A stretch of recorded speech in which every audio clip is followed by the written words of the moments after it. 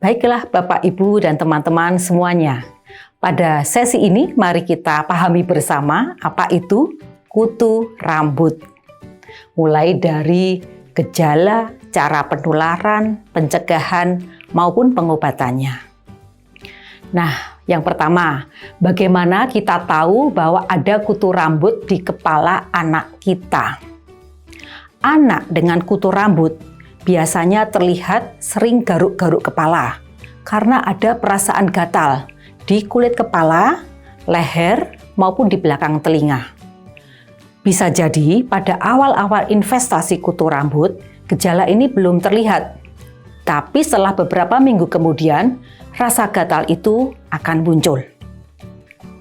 Gatal atau istilah kerennya pruritus adalah gejala serangan kutu rambut yang paling umum yang disebabkan oleh reaksi alergi terhadap kutu rambut, gigitannya terutama. Dan gejala ini biasanya disertai perasaan yang menggelitik. Ada sensasi sesuatu yang merayap bergerak di rambut. Hal-hal ini, gatal dan sensasi tadi, itu menyebabkan anak rewel dan sulit tidur.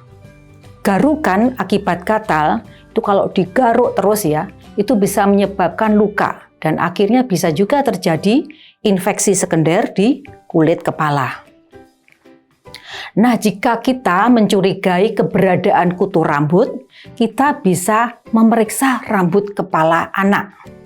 Kita lihat secara seksama, ada nggak serangga kecil di kepala? Atau mungkin ada bulir-bulir kecil warnanya putih di batang atau dekat pangkal rambut. Buliran putih tadi itu adalah telurnya, telur kutu rambut. Kalau di Jawa kita menyebutnya lingso. Apa namanya di daerah Anda? Nah, kalau bentuk atau ciri kutu rambutnya sendiri itu seperti apa sih? Nah, kutu rambut ini kan merupakan serangga parasit. Dinamakan parasit karena dia merugikan manusia. Ini ditemukan tidak hanya di kepala, tetapi juga bisa di tubuh manusia termasuk di area kemaluan. Kutu manusia ini bertahan hidupnya dengan menghisap darah manusia.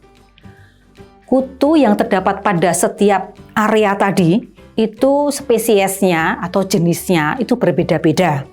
Kalau yang di rambut, bahasa latinnya itu Pediculus humanus capitis. Kalau di badan, Pediculus humanus corporis. Sedangkan yang di kemaluan itu kita sebut Tirus pubis. Nah, dari ketiga kutu ini hanya kutu badan yang diketahui menyebarkan penyakit. Ya. Kutu rambut, nah kita sekarang bicara tentang kutu rambut. Kutu rambut yang sudah dewasa itu panjangnya sekitar 2-3 mm. Jadi ya sebesar biji-bijian ya. Mempunyai 6 kaki dan masing-masing kakinya kalau dilihat pakai pakai alat pembesar itu akan kelihatan kayak ada cakarnya. Warnanya apa sih kutu rambut? Bisa warnanya coklat, keabuan, atau bisa hitam. Bervariasi ya. Kutu rambut ini bisa bertelur sampai ya 10 telur ya perharinya. Dan dewasanya ini bisa hidup sebulan di kepala seseorang. Dan tentu saja supaya dia bisa hidup terus, dia harus menghisap darah manusia ya, menghisap darahnya itu beberapa kali sehari. Kalau tanpa makan darah, kutu itu akan mati dalam waktu 2 hari. Nah, kutu ini bergerak dengan cara merambat. Jadi tidak ada istilah melompat atau kutu bisa terbang, itu tidak. Kutu rambut ini nanti akan menempati kepala, leher, kemudian dia yang dewasa akan menempelkan telurnya pada pangkal batang rambut.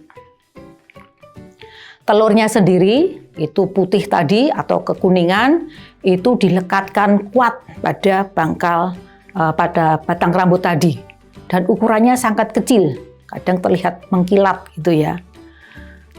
Nah, si telur ini nanti bisa menetas dalam waktu seminggu. keluarnya dia dalam bentuk nimfa.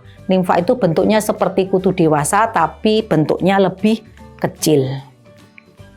Nah, sekarang kita membicarakan tentang bagaimana penularannya. Bagaimana anak kita bisa mendapatkan kutu rambut. Cara utama penularan kutu rambut adalah kontak langsung. Jadi rambut dengan orang yang tentu saja sudah kutuan. Ya. Kontak ini bisa terjadi selama kegiatan baik bermain, di sekolah, ya, di rumah. Anak-anak kita kan biasanya saling mendekatkan kepala satu sama lain, rambutnya ya. Kalau rambutnya satu ada yang kena, si kutu itu akan merambat, merayap ya, pindah ke rambut temannya.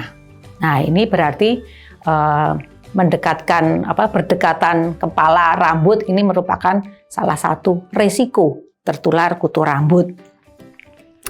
Penularan cair lainnya, ada nggak cara lainnya untuk menularkan? Ternyata pemakaian bersama misalnya topi, kerudung, kemudian sisir, anduk itu juga bisa untuk menularkan kutu rambut ya. Nah, kutu rambut ini sering dijumpai di mana? Ternyata tidak hanya di Indonesia ya Bapak Ibu, ternyata tersebar di seluruh dunia. Dan biasanya anak-anak kecil, anak usia prasekolah, anak usia sekolah, ini paling sering terjangkit kutu rambut. Terutama anak perempuan, mungkin karena lebih sering untuk kontak langsung. Pencegahannya gimana? Karena tadi kita sudah tahu bagaimana dia menular, kita tahu cara mencegahnya. Yang pertama, jangan biarkan anak-anak kita kalau main terlalu deket-deket ya rambutnya. Kemudian yang kedua, jika kita sudah tahu bahwa anak kita kena kutu, kita obati dan kita cari siapa kontak terdekatnya ya. Kontak lainnya harus diperiksa. Mungkin tidak hanya temannya tapi juga anggota keluarga di rumah. Dan usahakan untuk mengobati pada waktu yang sama ya. Diobati, obatnya pakai apa ya? Ada beberapa pilihan obat kutu rambut yang ditujukan untuk membunuh bisa telur kutu, bisa nimfa, bisa kutu dewasanya, macam-macam. Nah, jika setelah diobati tadi, kita masih melihat kok ada kutu yang merambat dan masih merayap dan gerakannya masih aktif, mungkin akan direkomendasikan untuk mengulang pengobatan. Nah, untuk pengobatan ini, biasakan Bapak Ibu untuk membaca petunjuk yang ada pada label atau kemasan obat. Di situ akan tertera bagaimana cara mengaplikasikan obat itu. Dioleskan di rambut atau di kulit kepala, berapa lama obat ini harus dibiarkan di rambut, cara mencucinya seperti apa, ya ini harus diikuti supaya pengobatan menjadi efisien. Kemudian kadang pada kemasannya itu juga disertai sisir yang rapat yang kita sebut serit ya. Ini juga bisa digunakan untuk menyisir telur kutu dan kutunya ya, sehingga dari batang rambut sehingga rontok ya gitu.